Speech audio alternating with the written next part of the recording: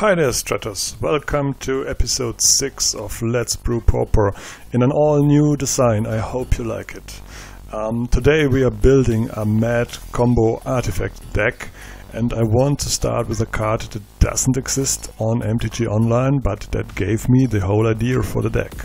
The card with the combo potential comes from the Antiquities block. It's a common, of course, because it's Pauper legal, and it's Drafner's Restoration. And it's a little nifty blue sorcery spell that lets you take any number of artifacts in your graveyard and put them back on top of your library in any order. So basically you get to recycle any artifact that entered your graveyard for just 1 blue mana. The only question is, what is it good for? Before I tell you the purpose of me clogging my own library with a bunch of artifacts that just entered my graveyard or have been in my graveyard for some time of the game, I have to present the second combo piece of this deck, and it's the Ethereum Sculptor, which makes my artifacts a lot cheaper. 1 mana less is a lot, you get a lot of free artifacts. Ethereum Sculptor makes 1 mana artifact cost 0 mana, and by this you can just cycle cards like Conjurer's Bauble or Chromatic Star or Chromatic Sphere for 0 mana and draw cards of them, and they all will be put into the graveyard and will be useful later.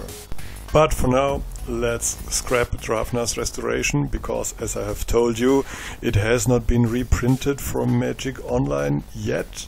And while I was brainstorming for another project, I came across a card that makes this combo deck viable, that makes this combo work in Pauper. And the card I'm talking about is Frantic Salvage from the Scars of Mirrodin block, from Mirrodin Besieged. And it does basically the same thing as Drafner's Restoration. You can put any number of artifact cards from your graveyard on top on your library, and later, as this resolves, you will draw a card as well. And this is good because you get to draw a card immediately, and what's even better, it's not sorcery speed, it's instant speed, which is nice. You can do it at the end of your opponent's turn, making this quite good.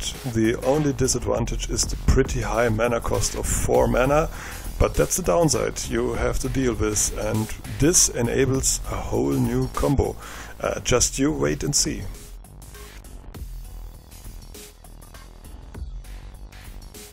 What type of card would benefit from you recycling your artifacts, from artifacts that repeatedly enter the battlefield?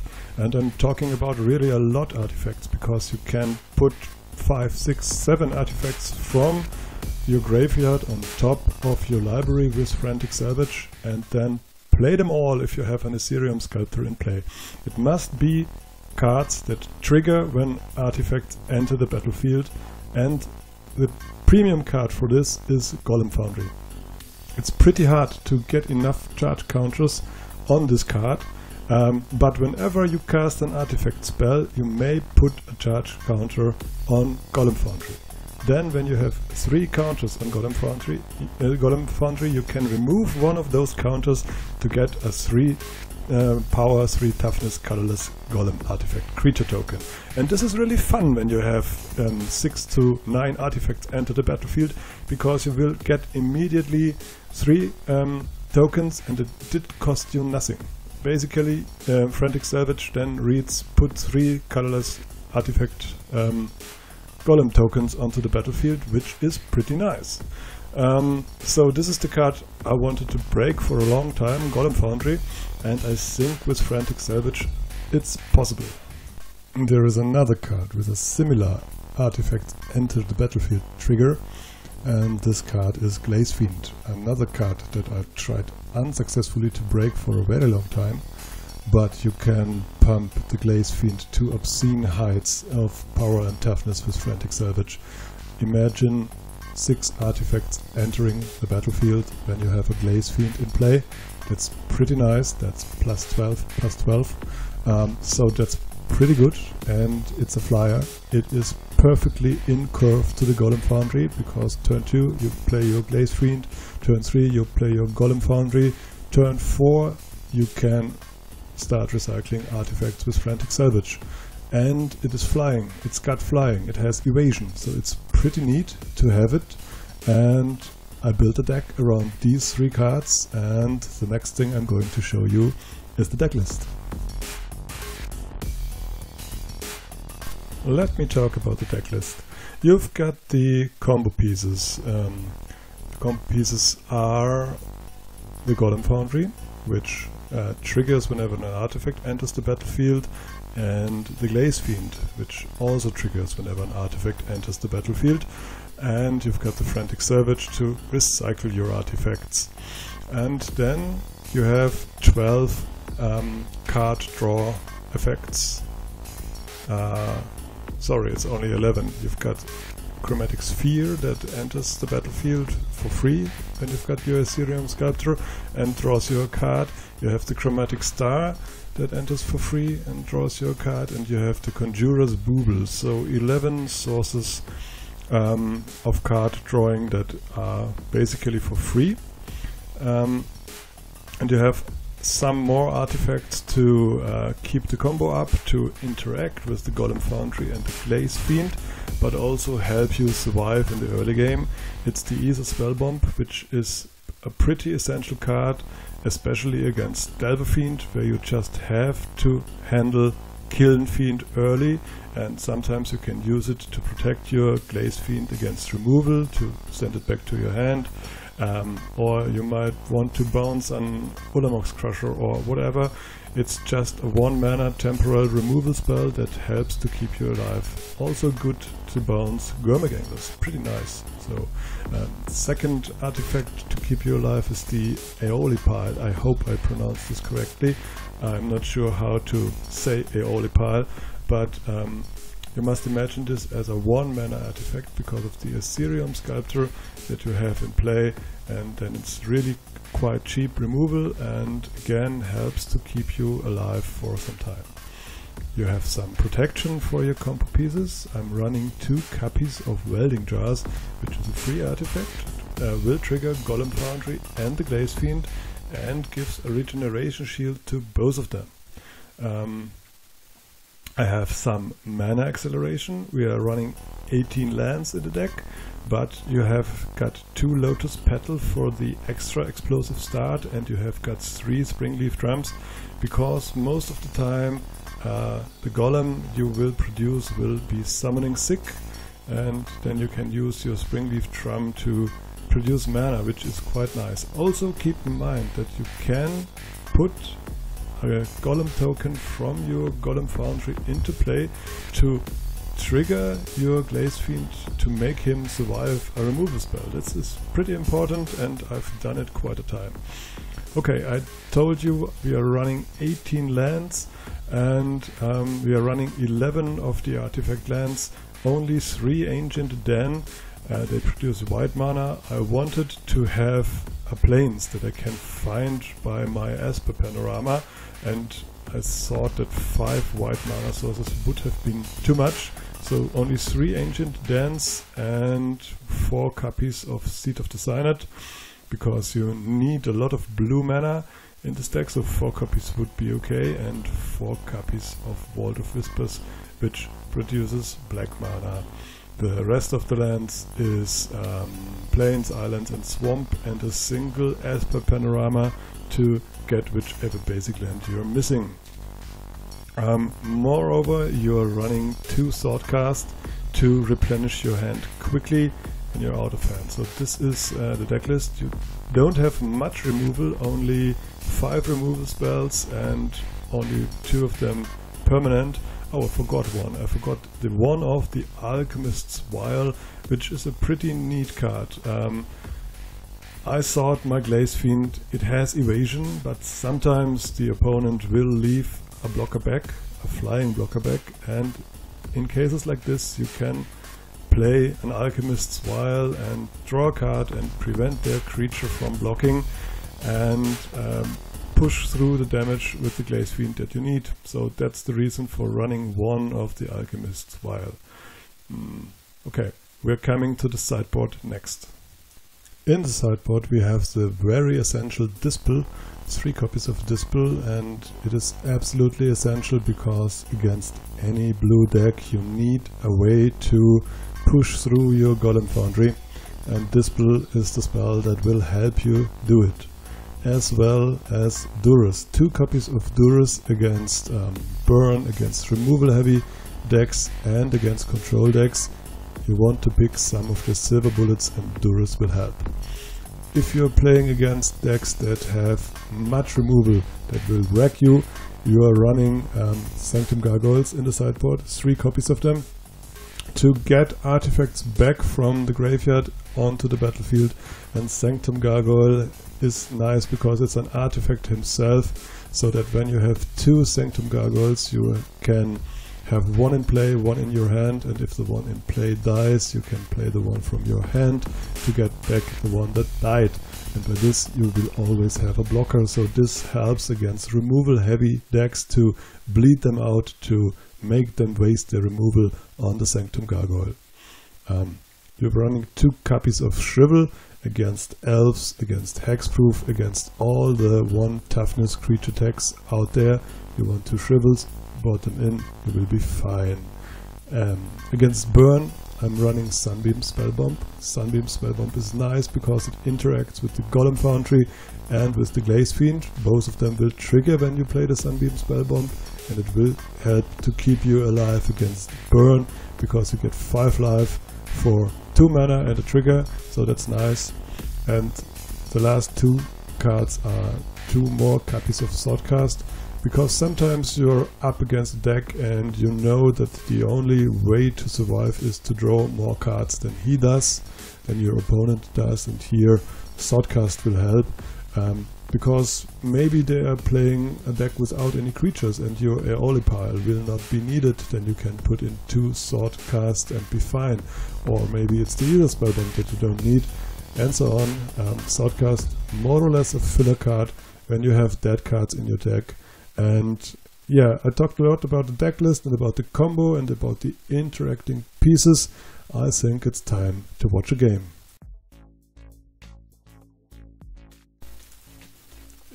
Here I am playing against a deck that I first thought was some type of control deck. My opponent is, as you will see, playing a black and blue land, and there all the alarm bells are ringing in my head, and I think, oh my god, he's playing control, I will never get to resolve my Golem Foundry, but I have so much card draw that I kept the hand, and I didn't play a spell on turn 1 because I want all those Chromatic Spheres and the Conjurer's Bauble to trigger my Golem Foundry. And that's why I keep it in hand, and he played a Delver from a black and blue land and is lucky enough to flip it, and by this I know that I'm playing against a Delver deck that runs Gurmag Anglers against Angler Delver. And this deck does not run too many counterspells, and it's usually light on lands, and you can see here that my opponent has problems, and I played the Golem Foundry because he has only 1 land in play. And I know that he cannot counter me with 1 land, but this flip Delver is a problem. He's bleeding me out quickly. The Ethereum Sculptor here is a very lucky draw. You notice that it itself will trigger the Golem Foundry because it's an artifact himself, and now I've got 5 free spells in hand, and this is the time when my opponent has to react. Here he has to kill or bounce the Ethereum Sculptor, and he does. So that's good of my opponent. Otherwise he would have faced much too many triggers here. And I'm playing the Springleaf Drum to have 1 more mana to make a Golem and tap for mana to get another trigger from the Golem Foundry. And here I'm pretty confident. My opponent is at 21 life, I'm only at 14 life, and he's got a good clock on me and finally finds his 2nd mana. Now he can counter my stuff, but I don't think that it will matter too much. Aether Spellbomb is a good draw, and I want to bait my opponent into countering one of my artifact spells here, and that's why I'm not playing the Aether Spellbomb first. That's why I'm playing something else first and playing the Ether Spellbomb last to have an opportunity to bounce the Delver back to my opponent's hand. I do this with enough mana on the stack, mana in my mana pool, to play around some counter that makes me pay additional mana for my spell, and then I can bounce the Delver back to his hand to reset the clock, and I can do this with the Golem that I will have from the Golem Foundry. I can put it into play at the attacker's step and then use the Springleaf Drum for blue mana and send the Delver back to my opponent's hand and still have a creature next turn to attack him. And it acts like a fog effect here because he has to replay his Delver and he cannot counter it because it was already on the battlefield.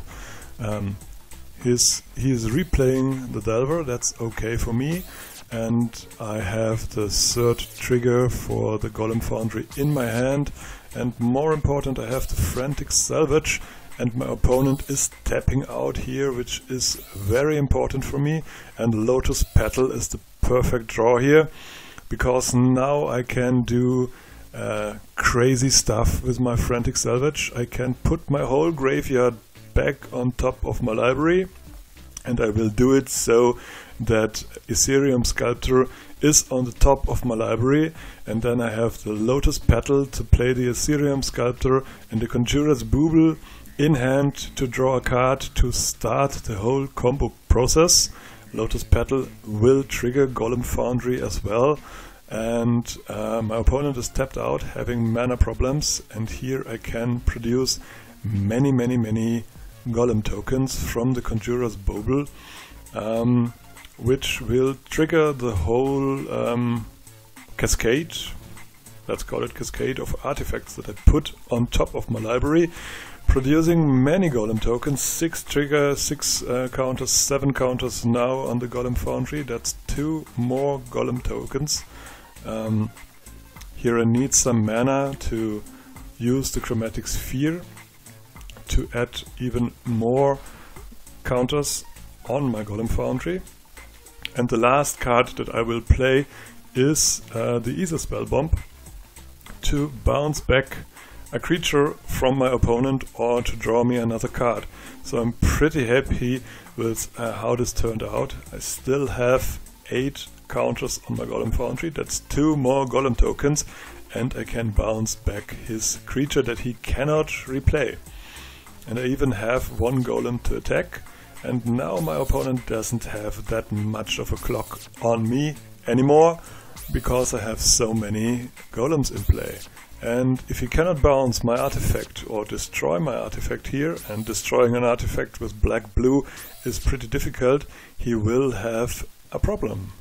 Because at the end of his turn I can make 2 more Golem tokens, and then I have a lot of power on the battlefield, and that's enough for my opponent to scoop. This is the second game in my match against Angler Delver, and I am keeping a hand which contains one of my sideboard cards, the Sanctum Gargoyle.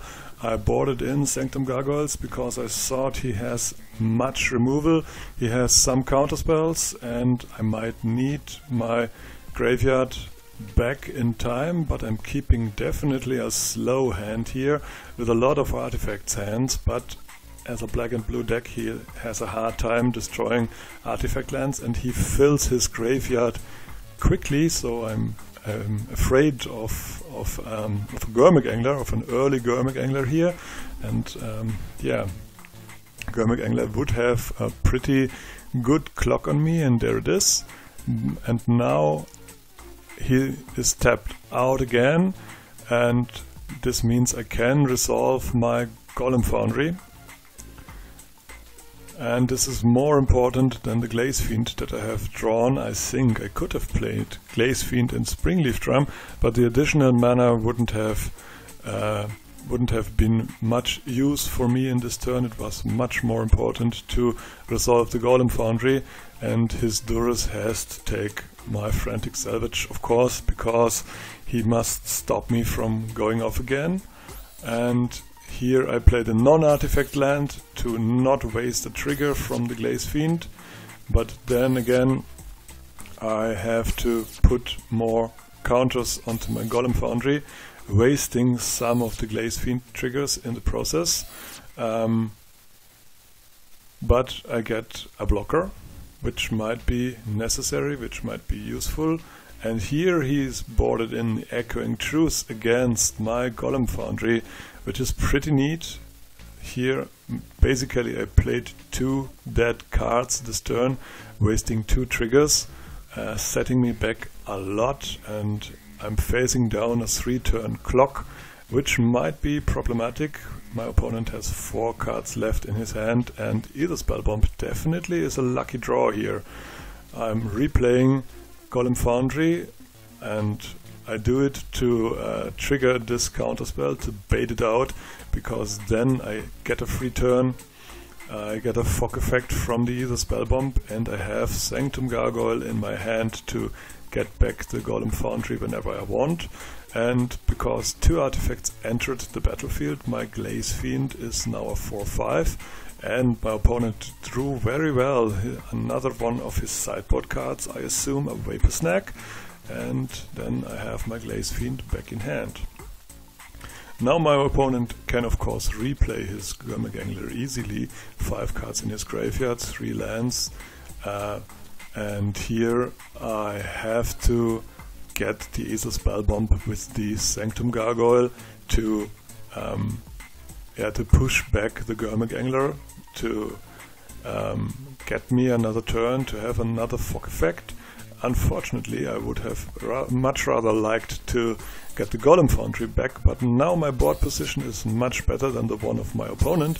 I have an attacker in play, I have a Glaze Fiend in hand, and but my opponent already has 3 cards back in his graveyard, and he can replay his Gurmagangler if he finds 1 mana source. I'm keeping the lands in my hand to have artifact triggers next turn. My opponent can replay the Gurmagangler, but decides to play Stormbound Geist. And here I'm on 9 life, and I'm attacking, which might be foolish. My opponent should block, but doesn't. That definitely was a mistake from my opponent, because then he would have a 3/3 Stormbound Geist, and this Vapor Snack definitely was a mistake too, because my Sanctum Gargoyle has a comes into play trigger, and my opponent cannot tap out here. If he does, he risks my Sanctum Gargoyle coming back, giving my Glaze Fiend another trigger, but he does, and replays his Gurmagangler. He's tapped out now, and I can replay Glaze Fiend, Sanctum Gargoyle to get back either Spellbomb, which I definitely will do. And then I still have enough mana to play another Glaze Fiend. And of course I will use the Either Spellbomb to return the Gurmagangler to my opponent's hand, to gain another fog effect. Glaze Fiend has grown to a 6/7 creature, getting another trigger. Now he's got 8 power, which is pretty good. And I can bounce Gurmagangler, but with 2 Springleaf Drums I have the luxury of doing it in my opponent's turn, which is pretty nice. And now I have a decent clock on my opponent. I'm at 6 life, he's at 9 life, and I can block the Stormbound Geist if he chooses to attack me. First of all, bouncing the Gurmagangler, but I ignore the damage because I have Ancient Den in hand. Then I can attack my opponent for 6 mana, and if I draw another artifact, I've got Lethal. That's my reason for not blocking. And here I have Lethal in hand, unless my opponent can handle one of my Glaze Fiends. And looks like my opponent has something. He's got a Deprive, and so no artifact is entering the battlefield. But Stormbound Geist isn't lethal on itself, and now I've got my opponent back on 3 life, and I've got 3 attackers if I draw an artifact. And I do draw an artifact, which is good, but my opponent can block 2 of my Glaze Fiends, killing them, and I can push him only to 1 life. So I cannot risk an attack here, and I have to keep my creatures back. Dispel, not the best draw I could have had. Janus Edict, unfortunately, is a sorcery, so Dispel won't work, and I'm down a Glaze Fiend. My opponent is choosing not to attack. I could have blocked the Stormbound Geist. I think it was a mistake not to attack here, and here I can Frantic Salvage, putting my whole graveyard back onto the library. And I Frantic Salvage, of course, because I had the Dispel in hand, I could handle the counterspell.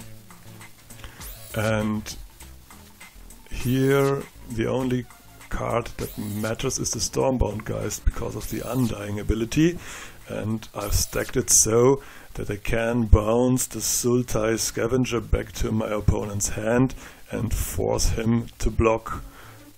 I meant it the other way around. I can push the Stormbound Geist back to the hand and force him to block with the Sultai Scavenger that doesn't have Undying and won't come back. Now my opponent is at 1 life. He can replay the Stormbound Geist, but he basically needs to handle both of my creatures, and if he cannot, he will be in trouble. All I need to do is draw an artifact. Big question is, will I do it? Will I draw an artifact? And I'm lucky, I'm drawing a Glaze Fiend, which of course is no surprise because I stacked my deck to have only artifacts on top with the Frantic Salvage. Okay, that's the match against Delver. That match was much tougher than it looks in the replay. You can believe me, I had to think a lot of for some time before doing anything.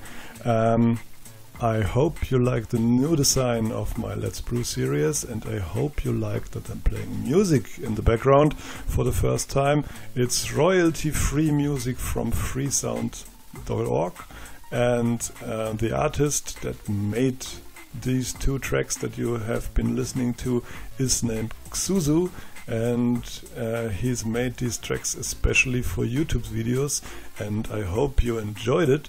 Please write me in the comments if you like music in the background of the videos, or if you like to hear just my voice, or if you like to hear other music. Please give me a feedback, and I will see you soon. Have a good time and stay healthy. Bye bye.